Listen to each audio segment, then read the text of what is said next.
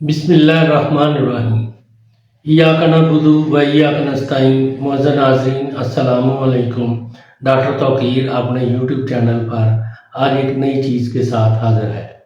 مثل مشہور ہے کہ دمہ دم کے ساتھ ہی جاتا ہے، لیکن یہ کلیہ صحیح نہیں ہے۔ البتہ اس کا علاج تھوڑا مشکل ہے، اس لیے ہم اس مرض کے لیے ایک سیانہ نسخہ پیش کر رہے ہیں۔ اگر آپ اس نسخہ کو پوری طرح باپرہیز استعمال کریں گے تو انشاءاللہ یقیناً کامیاب ہوں گے۔ یہ ایسا سخت مرض ہے کہ جب کسی کے پیچھے پڑ جاتا ہے تو بڑی مشکل سے ہی جاتا ہے۔ اس مرض میں پھیپھڑے کی باریک ہوا کی نالیوں میں تشنج ہو کر سانس تنگی سے آتا ہے۔ اس کی خاص پہچان یہ ہے کہ جس طرح بھاگنے سے تیز اور جلد سانس آنے لگتا ہے، اسی طرح اگر کسی کو آرام سے بیٹھے ہوئے بھی اسی طرح دم آئے تو سمجھ لو کہ اس کو مرض دمہ ہے۔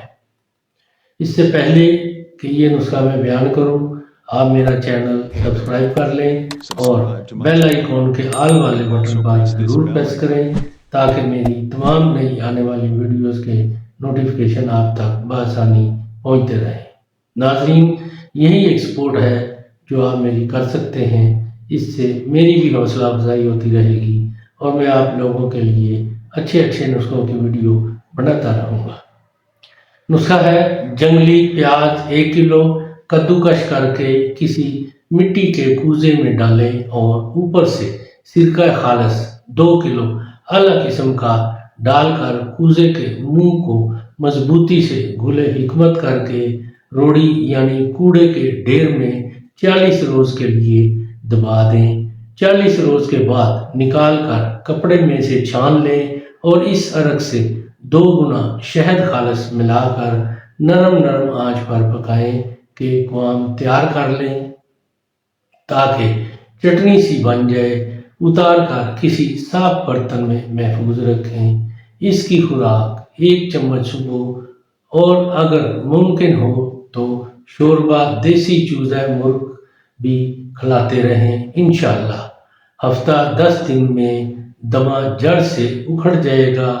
ایسا کمال کا سیانہ نسخہ ہے، جتنا بھی پرانا دمہ کیوں نہ ہو، ہفتہ 10 دن میں اس کا جڑ سے خاتمہ ہو جائے گا۔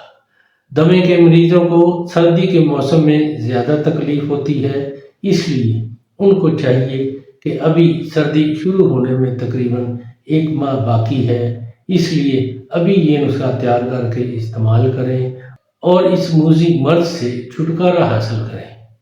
دمے کے ایسے مریض جو اس کی تکلیف میں مبتلا ہیں، اس کو استعمال کریں اور اس کے بارے میں اپنی رائے میرے کمنٹس باکس میں ضرور دیں۔ اس کو لائک اور شیئر بھی کریں۔ اللہ تعالیٰ آپ کا حامی و ناصر ہو۔ خدا حافظ۔